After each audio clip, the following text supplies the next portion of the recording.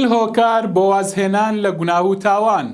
خاڵی 27ەم خۆبێنیازکردن لە کەمالیات و زێدەڕەویکردن و ئیسراف.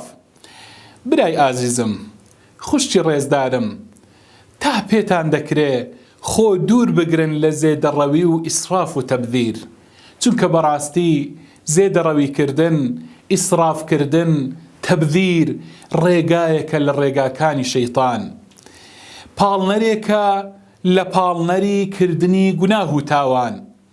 بەڵێ بە ئیسراف و بە زێدەڕۆیی بە ڕێگای دەوڵەمەندی زیاد لە پێویست و ئیسراف پاڵت دەنێ بۆ کردنی گوناه و تاوان. چەند گەنجمان هەبوو کاتێک کە پارەی هاتە دەست کە دەوڵەمەند بوو، لە جیاتی ئەوەی کە پارە لە حەڵاڵ سەرفکات بەم پارەیە دەچۆ دەرەوە و گوناه و مەعسیەتی ئەنجام دەدا. چەند کەس هەبوو بەهۆی پارە و زیادەڕەوی و بەهۆی ئیسرافەوە تاوان و ستەمی ئەنجام دەدا. بۆیە زۆر جاران زیادەڕەویکردن ڕێگایەکە بۆ کردنی گوناه و تاوان. با خۆمان بپارێزین. تەماشاکەن خوای پەروەردگار چ دەفەرمێت؟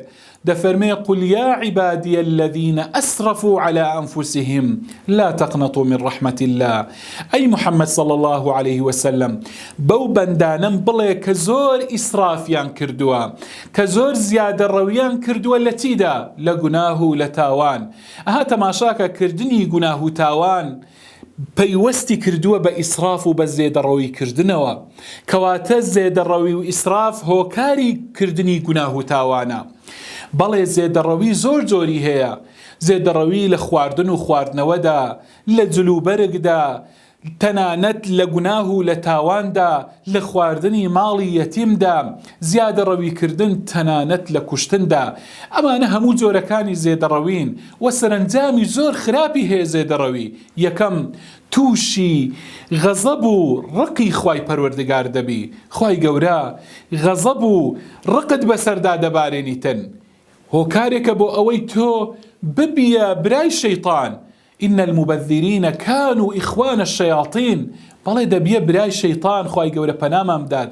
زێدەڕەویکردن ئیسراف هۆکارێکە بۆ تەمبەڵی، بۆ خمول و بۆ بێتاقەتی، هۆکارێکە بۆ ترسنۆک بوون و هەروەها هۆکارێکە بۆ ئەوەی کۆمەڵگا بە تەواوی تووشی تەمبەڵی و بێتاقەتی بکات. ئەنجامی خراپی هەیە زێدەڕەویکردن. تۆ کاتێک کە فێری زێدەڕەوی بووی، تەحملی ناخۆشیەکان و سەردەمی تەنگەتاوی ناکەی.